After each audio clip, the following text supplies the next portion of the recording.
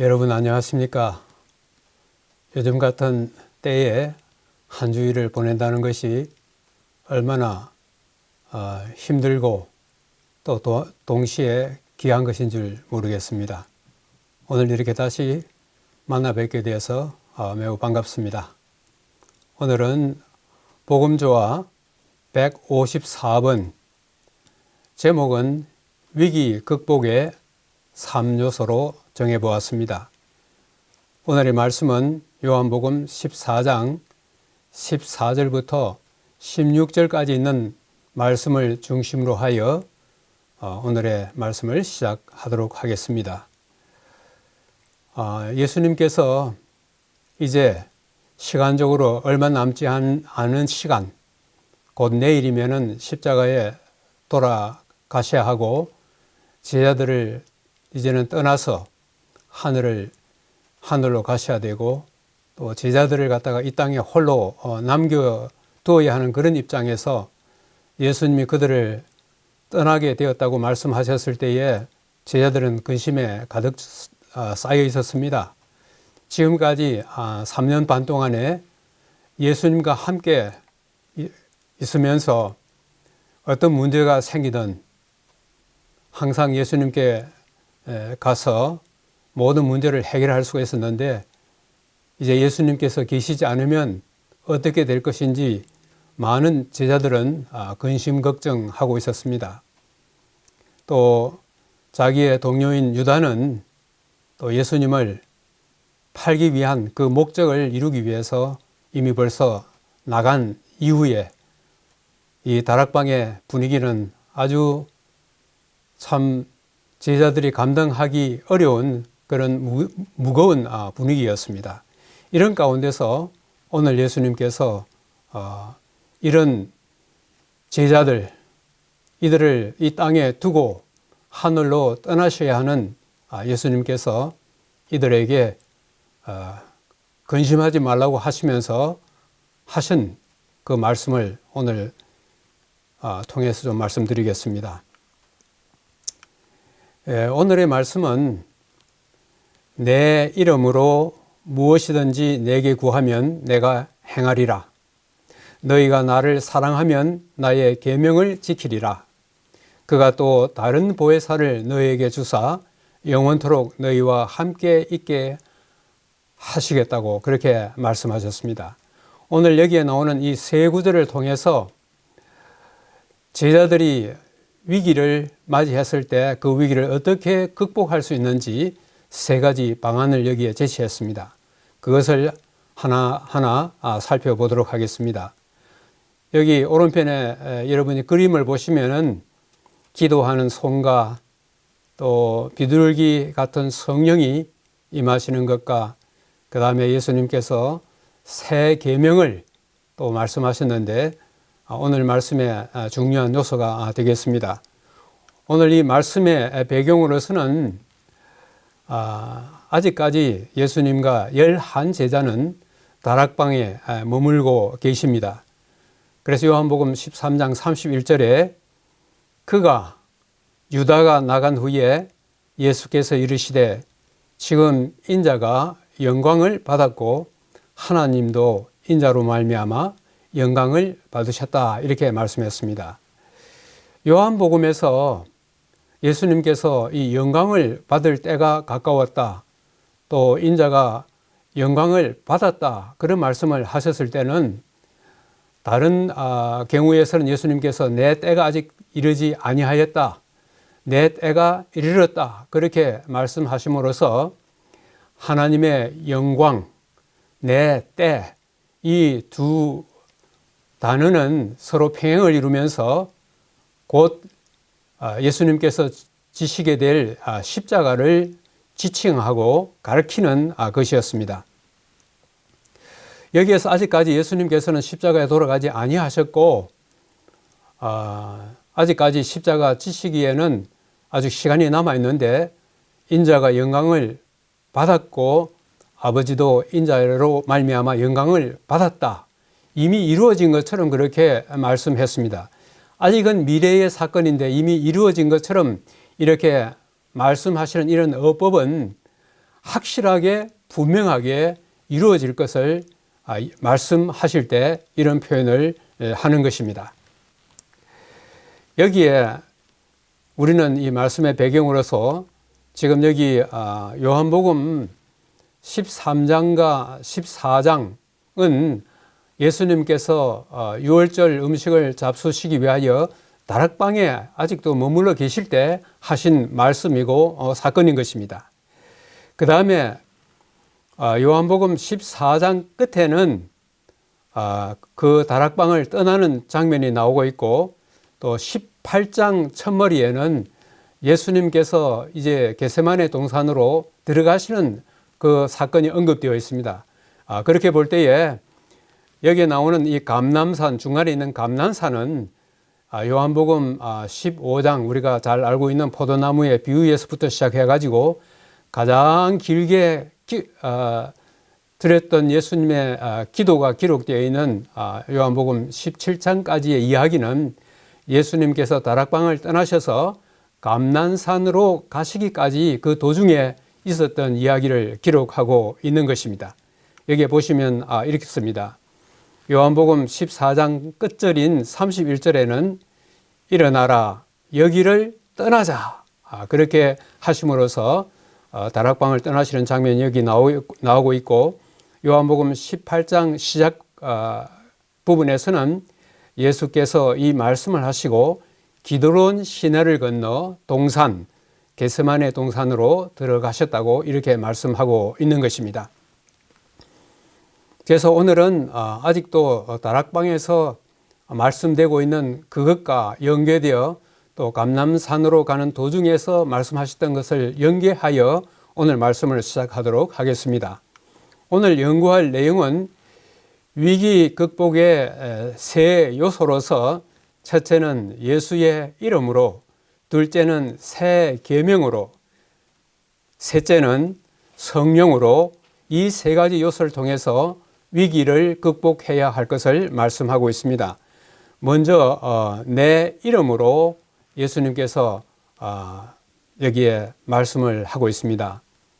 14절에 내 이름으로 무엇이든지 구하면 내가 행하리라 말씀하셨습니다. 내 이름으로 무엇이든지 구하면 내가 행하리라 말씀하셨습니다. 나중에 뒤에 나오겠지만은 지금까지는 너희가 내 이름으로 구하지 아니했지만은 이제부터는 구하라고 말씀하셨습니다. 오늘 여기 하신 이 말씀은, 제자들에게 하신 이 예수님의 말씀은 세상 끝에 사는 그분의 교회에게 하신 약속도 된다고 그렇게 말씀하고 있습니다. 여기에 내 이름으로 무엇이든지 구하면 내가 행하리라 이렇게 말씀하셨는데, 예수님께서 오늘 언급하신 이 내 이름이라고 하는 것이 어떤 의미가 있는지를 한번 살펴보아야 되겠습니다. 우리가 지금도 기도를 다 하고 그 끝부분에서 그 말미에 가서는 예수님의 이름으로 기도합니다 이렇게 이야기하고 있습니다.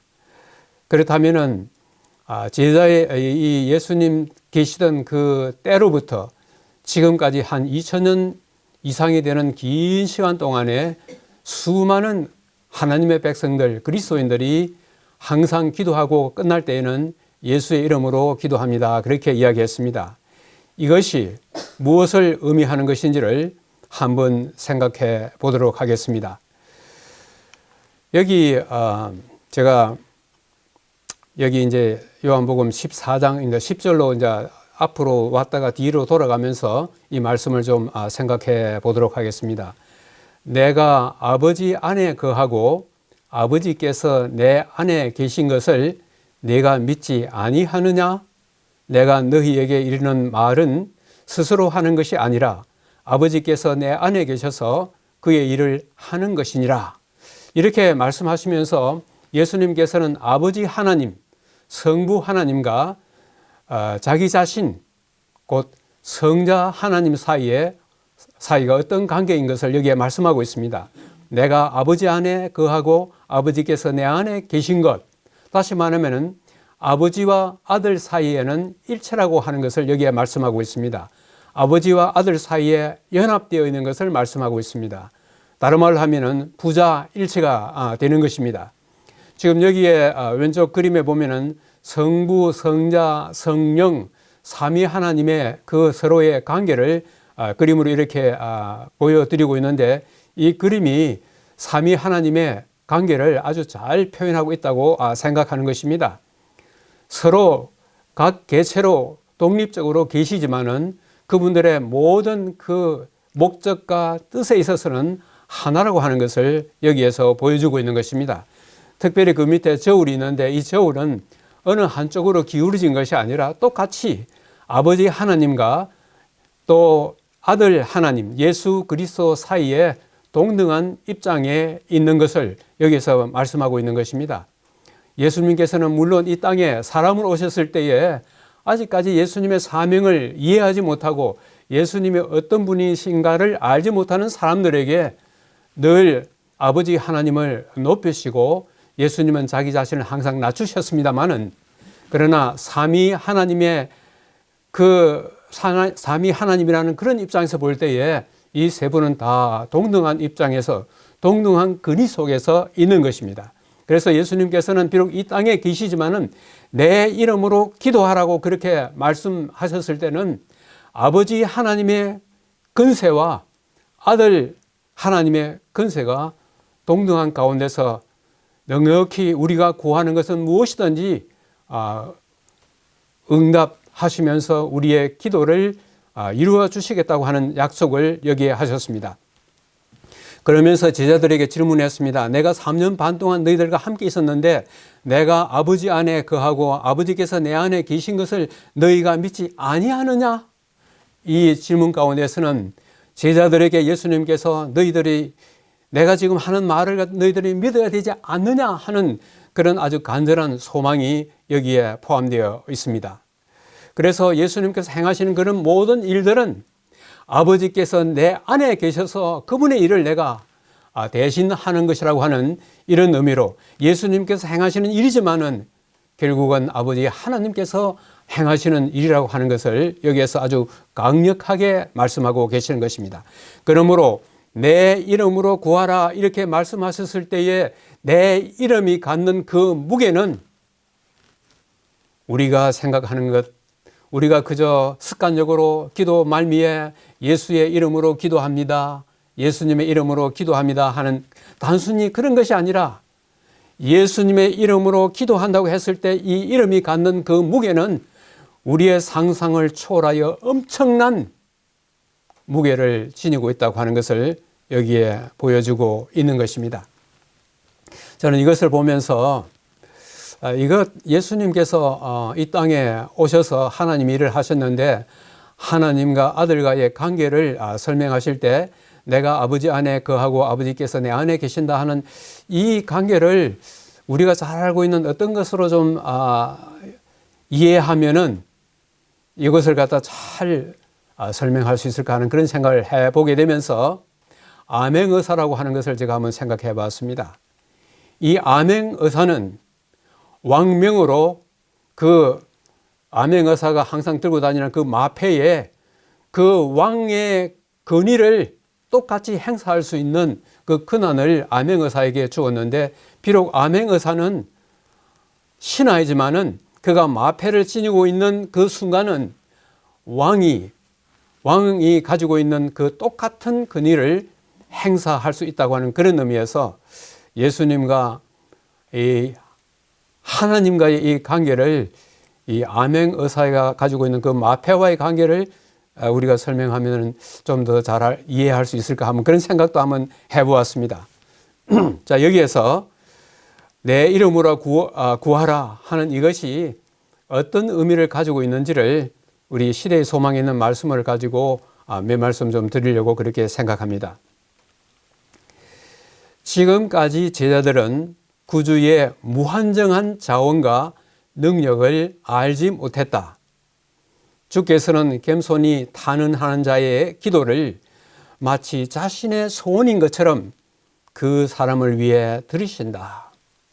지금까지 예수님께서는 이 땅에 계시는 동안에 그분이 가지고 계시는 그 무한정한 자원과 능력을 어떤 면에서는 시공간의 제약을 받으면서 그 한계가 있었지만은 이제는 다시 이전에 있던 그 곳으로 다시 되돌아가시면 예수님은 이전에 하나님으로서의 그 자격으로 되돌아가시기 때문에 그분이 가지고 계신 무한정한 자원과 그 능력을 이제는 예수님께서 하늘로 떠나가시면서 이 땅에 있는 죄들에게 내 이름으로 구하라 그렇게 하셨을 때에 여기에서 엄청난 이 자원과 그 능력을 이제는 제자들이 예수의 이름을 통하여 행사할 수 있다고 하는 것을 말씀하시면서 우리가 드려지는 이 땅에서 드려지는 그 기도를 마치 예수님 자신의 소원인 것처럼 하나님 앞에 들으신다고 하는 것입니다.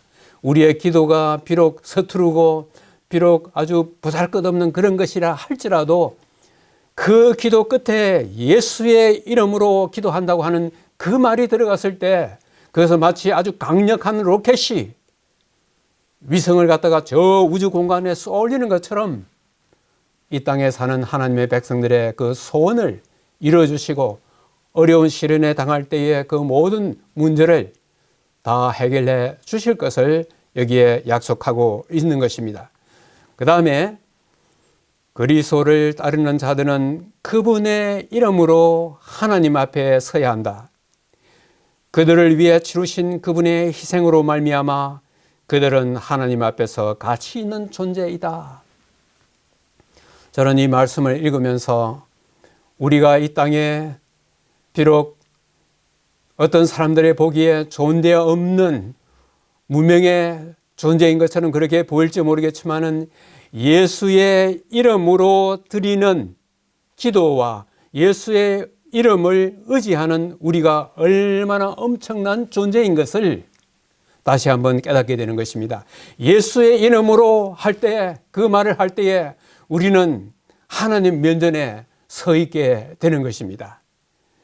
그리고 우리가 그렇게 하나님 면전에 설 수 있고 우리가 그만큼 가치 있는 존재가 되는 것은 예수님께서 우리를 위해서 치르신 그 희생 때문에 나 한 사람을 위하여 예수님께서 십자가에서 치르신 그 엄청난 희생 때문에 나의 존재 가치가 얼마나 대단한 것인가 하는 것을 우리가 알게 된다고 하는 것입니다. 그러므로 예수의 이름으로 하는 이 말 속에는 엄청난 에너지가, 엄청난 파워가, 엄청난 능력이 이 속에 약속되어 있는 것입니다. 주께서는 그의 백성들이 자신을 가소평가할 때 실망하신다. 그분은 그들을 위해 그가 치르신 값에 따라 자신들을 평가하기를 원하신다. 지금 여기 오른편에 있는 그림처럼 우리가 이 땅에 사는 동안에 때로는 내가 당면하는 여러 가지의 시련과 여러 가지 참 내가 감당하기 어려운 그런 난간에 봉착했을 때에 또는 주변 사람들로부터 내가 가소평가되는 그런 일들, 그렇게 했을 때 주님께서는 내 자신을 가소평가할 때에 실망하신다고 그렇게 말씀하고 있는 것입니다. 여기에 이 한 사람은 자기의 그 가치를 예수님이 나를 위해서 치르신 그 희생 앞에 갔을 때에 내 한 사람의 존재가 얼마나 가치 있는 존재인지, 얼마나 귀한 존재인지를 깨닫게 된다고 말씀하는 것입니다. 우리가 예수님의 십자가 앞에 설 때에 우리는 절대로 이 세상에서 어떠한 어려운 일을 당한다 할지라도 내 자신이 이 땅에 참 아무것도 아니다, 내 자신이 참 무가치한 존재다, 절대로 그렇게 말하지 말라고 하는 것입니다. 절대로 우리 자신을 가소평가하지 말라고 하는 것입니다. 우리는 참으로 예수님께서 치르신 그 십자가 때문에 정말 하나님의 면전 앞에서 설 수 있는 아주 소중한 존재가 되었습니다. 그 다음에 그리스도의 이름으로 이 기도하는 여기에는 우리가 생각하는 것보다도 더 많은 의미가 여기에 담겨져 있습니다.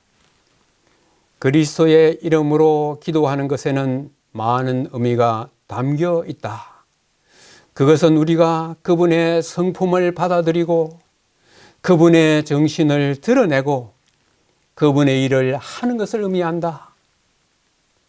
우리는 기도 가운데서 그저 기도하고 나서 예수님의 이름으로 기도합니다 하고 단순히 그렇게 끝내지만은 예수의 이름으로 기도하는 그 모든 것에는 예수님의 성품을 받아들이고 예수님의 정신을 드러내고 예수님의 일을 하는 것을 의미한다고 말씀했습니다.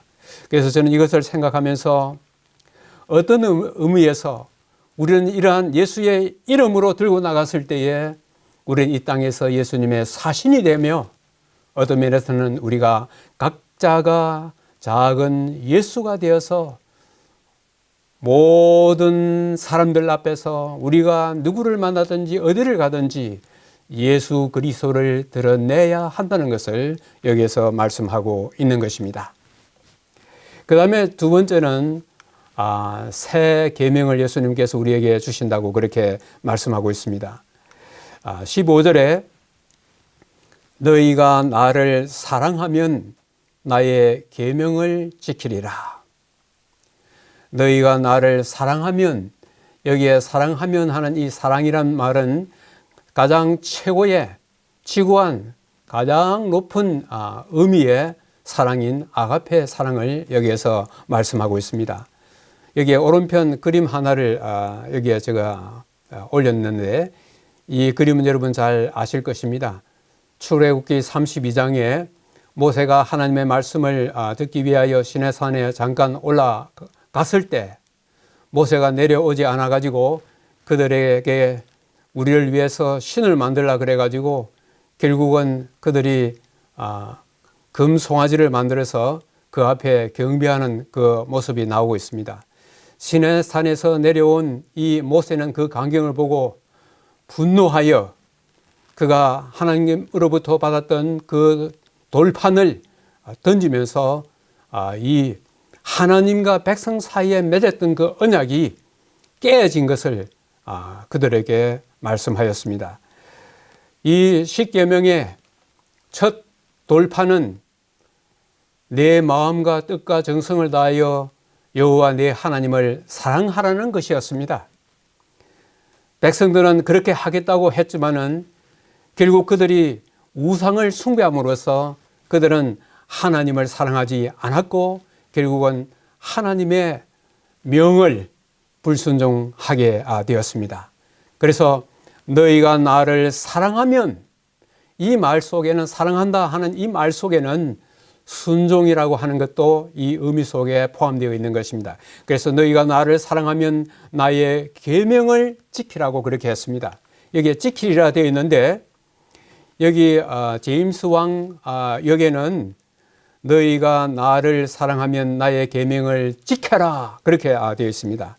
그 다음에 신국제역에는 너희가 나를 사랑하면 내가 명하는 것을 너희가 행하라 그렇게 되어 있어요. 내가 명하는 것을 너희가 행하라 그렇게 되어 있습니다. 그러면 여기에서 예수님께서 내 계명이라고 말씀하셨는데 이 내 계명이 무엇을 가리키는 것이겠습니까? 여기 15장에 가서는 예수님께서 이렇게 다시 앞에 했던 그 말씀을 다시 여기에 말씀하고 있습니다. 내 계명은 곧 내가 너희를 사랑한 것 같이 너희도 서로 사랑하라 하는 이것이라.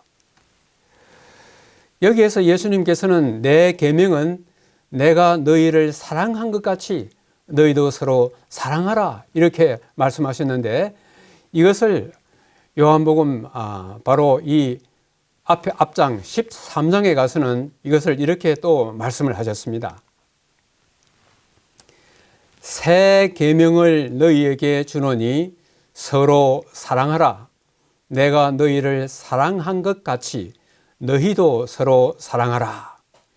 여기에 새 계명을 너희에게 주신다 그렇게 말씀하셨는데 그 새 계명이 뭐냐 하면은 서로 사랑하라 하는 것입니다. 내가 너희를 사랑한 것 같이 너희도 서로 사랑하라. 여기에 사랑하라는 말은 아가페 사랑인 것입니다. 여기에 예수님께서 서로 사랑하라 하는 이것을 갖다가 새 계명이라고 말씀하셨는데, 서로 사랑하라 이 말은 이미 구약 성경에 이미 나와 있습니다. 레위기 19장 18절에 내 이웃을 내 몸과 같이 사랑하라, 그렇게 말씀하셨어요. 그런데 예수님께서는 새 계명을 주신다고 그렇게 말씀하시면서 뭐라고 하셨냐면은 너희에게 이르노니 서로 사랑하라 하신 것입니다. 이게 무슨 의미일 것 같습니까? 여기에 새 계명 했을 때 이 새는 지난 시간에 새 언약을 드렸을 때에 그 새롭다고 하는 그것이 갖는 의미를 오늘 여기에서도 말씀하고 있습니다. 지금까지 이 구약에서 서로 사랑하라는 그것과는 전혀 질이 다른 아주 새로운 그런 성격의 이 계명을 갖다가 주신다고 여기에 말씀했습니다. 그래서 카이넨이라는 단어를 여기에 사용했습니다. 새 계명인데 구약에서 레위기 19장 18절에도 내 이웃을 내 몸과 같이 사랑하라 하셨는데 여기에 또 내 이웃을 서로 사랑하라 하면서 어떻게 그것이 새 계명이 되느냐 하는 것입니다. 그것은 바로 여기에 그 답이 있는 것입니다. 구약에서 내 이웃을 사랑하라 했을 때는 내 몸과 같이 사랑하라 그렇게 이야기했지만은 새 계명이라고 말씀하셨을 때는 바로 내 몸과 같이가 아니라 내가 너희를 사랑한 것처럼 사랑하라 이것입니다. 예수님께서 사랑하신 것처럼 사랑하라 이것입니다. 이것이 무엇을 의미하는 것인지를 우리가 좀 더 가면서 한번 생각해 보겠습니다.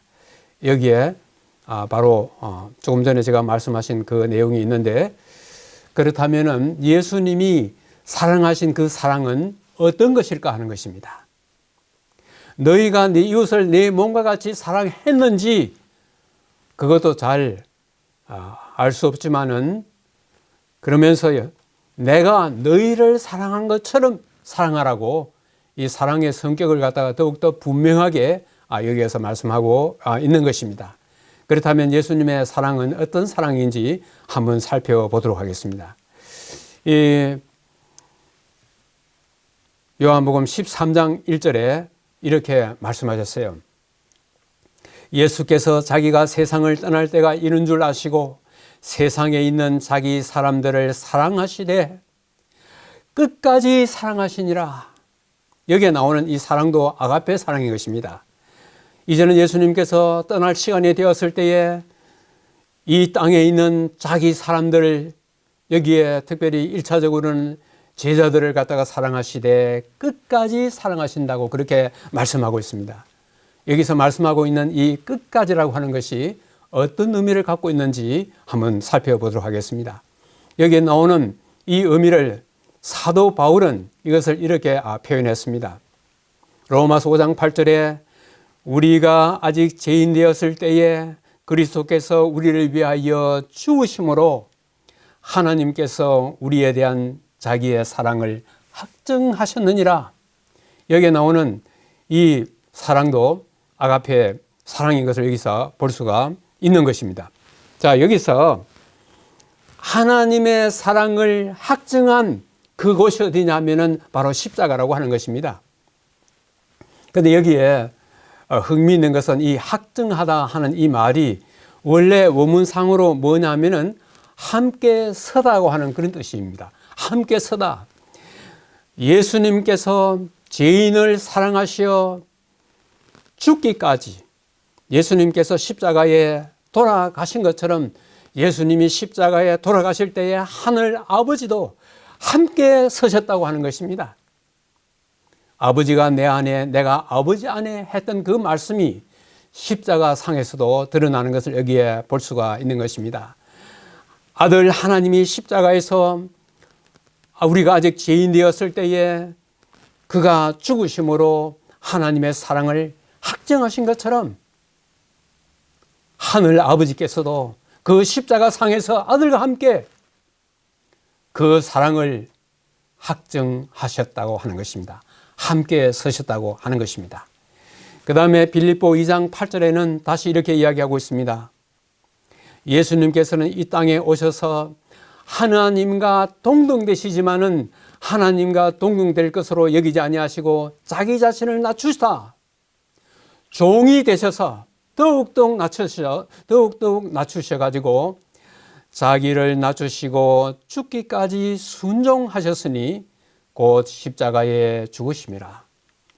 조금 전에는 십자가와 사랑의 관계를 말씀하셨습니다. 지금은 십자가와 순종을 이야기하고 있는 것입니다. 그래서 우리는 여기에서 십자가와 사랑, 십자가와 순종이 서로 평행을 이루고 있는 것을 보게 되는 것입니다. 그래서 사랑과 순종은 어떤 의미에서는 동일하다고 하는 것을 여기에서 평행구를 통하여 우리에게 이야기하고 있는데, 시대의 소망에서도 이런 의미를 여기에서 설명하고 있습니다. 구주의 약속은 조건적이다. 만일 나를 사랑하면 내 계명을 지키라. 그분을 사랑하는 자들은 순종에 의해 그들의 사랑을 보여줄 것이다. 참으로 우리가 하나님을 사랑한다고 말한다면, 참으로 우리가 예수님을 사랑한다고 말한다면 그것은 순종을 통하여 나타난다고 하는 것입니다. 여기에 참된 순종은 마음에서 나오는 것이다. 그 마음은 예수님과 함께 우리 마음에서 역사하여 겉으로 드러나는 그런 것이 바로 진정한 의미의 순종이라고 하는 것입니다. 우리가 하나님을 알게 될 때 우리의 생애는 끊임없는 순종의 생애가 될 것이다. 우리가 하나님의 뜻을 따라서, 하나님의 말씀을 따라서 하나님께서 우리에게 지시하는 그 모든 것들을 우리가 기쁜 마음으로 순종할 때에 그것은 다른 말로 하면은 진실로 하나님을 사랑한다고 하는 것입니다. 진실로 예수님을 사랑한다고 하는 것입니다.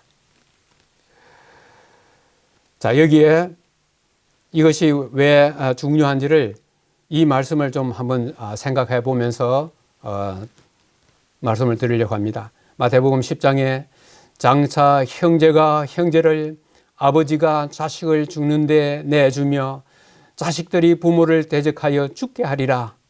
또 너희가 내 이름으로 말미암아 모든 사람에게 미움을 받을 것이라.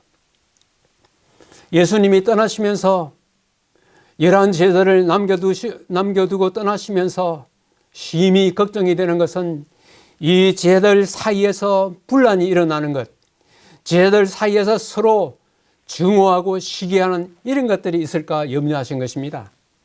바로 이 다락방에서까지 그들은 서로 누가 높으냐 서로 다툼을 가졌고 서로 예수님 곁에 앉고자 하는 그들의 그런 자세를 본 것입니다.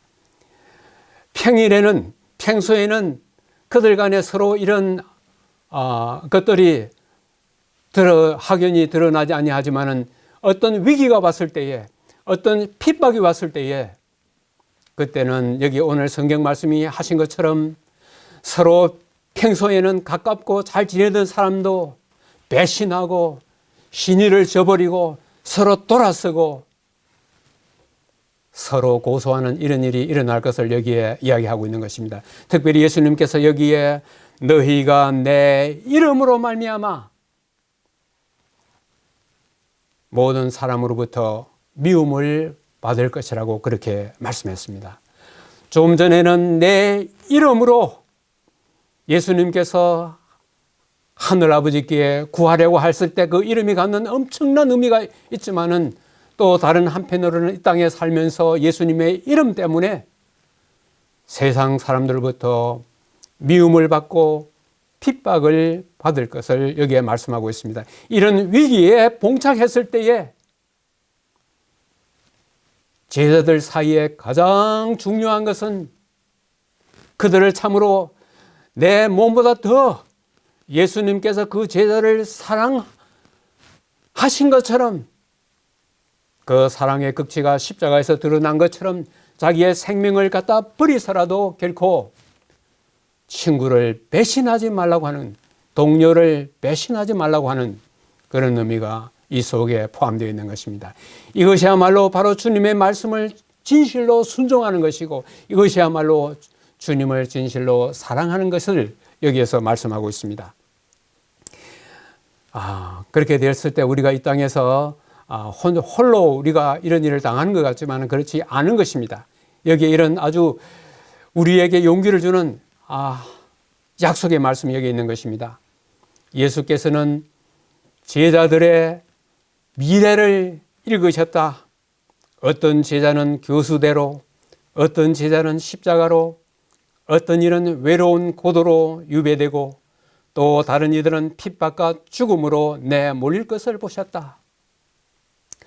모든 시련에서 그들과 함께 하신다는 약속으로 격려하셨습니다. 예수님께서 끝까지 사랑하신다고 그렇게 말씀하셨는데 이제 예수님은 이 땅에 계시지 않냐고 하늘로 가셨습니다. 어떻게 이 땅에 있는 당신의 제자들과 당신의 백성들과 끝까지 함께 하실 것인가 하는 것입니다.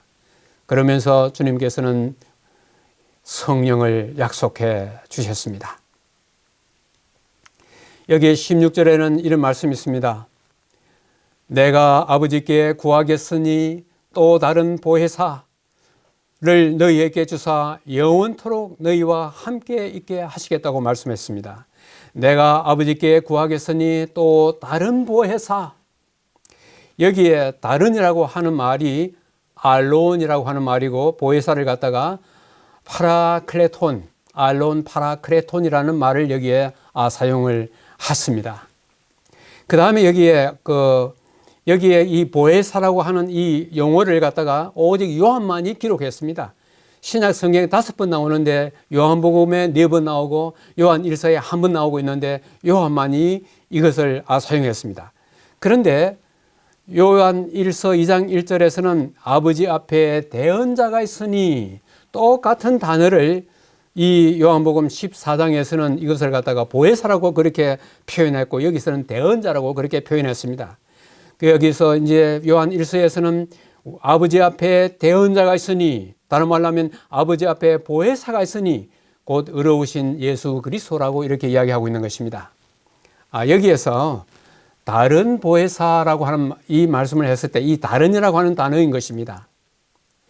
다른 보혜사 같으면은 이 성령 보혜사를 갖다가 여기에서 성령 보혜사 이외에 또 다른 보혜사가 있다고 하는 그런 의미인 것입니다.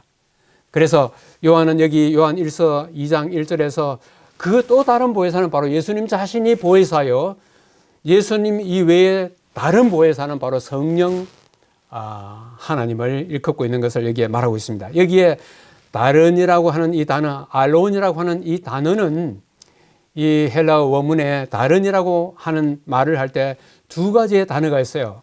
하나는 헤테로스고 하나는 이 알로스입니다. 헤테로스는 성질이 전혀 다른 그 가운데 하나인 것입니다. 다른 말로 하면 남성과 여성으로 이렇게 말할 때에 남성에 비하여 여성을 말할 때 다른이라고 할 때 이 헤테로스는 말을 씁니다. 그러나 알로스라고 하는 이 말을 쓸 때는 똑같은 이 동급 같은 유에 있어서 내가 하나 같으면 너는 둘 할 때 그런 의미에서 여기에 이 다론을 썼습니다. 다시 말하면은 예수 그리스도가 보혜사이셨고 그 다음에 성령 하나님도 보혜사인데 예수님과 성령 하나님은 그 급에 있어서 동급이요, 그 격에 있어서 동급이라고 하는 것을 여기에서 의미하고 있는 것입니다. 여기에 그리스도께서는 자신을 희생 제물로 드리시기 전에 그분의 제자들에게 주실 가장 요긴하고 완벽한 선물, 곧 그들이 손 닿을 수 있는 곳에 무한한 은혜의 자원을 가져다 줄 선물, 곧 성령을 아버지께 구하셨습니다. 이 땅에 남아있는 제자들에게 가장 요긴하고 완벽한 선물, 제자들이 손이 닿을 수 있는 곳에 무한한 은혜의 자원을 가져다 줄 분을 아버지께 구하셨다고 그렇게 말씀하고 있습니다. 여기에 보혜사라고 하는 것은 어떤 의미를 지니고 있느냐 하면은 바로 도와주기 위하여 바로 우리 곁에 와서 부름을 받은 사람, 그런 의미가 되어 있는 것입니다. 성령이 하시는 일은 이런 것입니다. 모든 것을 가르치시고 생각나게 하시는 것입니다. 진리 가운데를 인도하시고 장래일을 알리시는 이런 성령의 이 땅에 계시는 동안에 예수님께서 행하실 일을 갖다가 대신하여 성령께서 이 모든 일들을 행하실 것을 말씀하고 있는 것입니다. 그 가운데 제가 하나만 좀 더 말씀을 드리려고 하는 것입니다. 그분이 오시면 죄와 의와 심판에 대하여 책망하시리라 이렇게 말씀되어 있는데 현대인의 성경에서는 이 책망이라는 말을 이렇게 번역했습니다. 그분이 오시면 죄와 의와 심판에 대하여 세상이 잘못 생각하고 있는 것을 깨우쳐 주실 것이다. 그러면서 여기에 뭐냐면 의의 성령이 의에 대하여 죄에 대하여 심판에 대하여 깨우쳐 주실 것이라고 말씀하셨는데 특별히 여기에서 의에 대하여라 하는 말이 굉장히 아주 흥미가 있는 것입니다. 의에 대하여 세상을 책망, 밝히 드러낸다. 세상이 잘못 생각하고 있는 것을 깨우쳐 주실 것이라고 했는데 그게 뭐냐면은 의에 대해서 깨우쳐 주실 것이라 하면서 뭐라고 했냐면 내가 아버지께로 간다고 하는 것입니다. 예수님께서 아버지께로 가신다고 하는 그것과 의에 대해서 깨우쳐 주신 것하고 무슨 상관이 있는가 하는 것입니다. 저는 이것을 생각할 때에 지난 시간에 말씀드린 것처럼 예수님께서 하늘 지성소로 가셔서 아버지께로 가셔서 거기에서 보혜사로 죄인된 우리를 의인되게 하시는 그 일을 하고 계신다고 하는 그 사실을 여기서도 말씀하고 계시는 것입니다.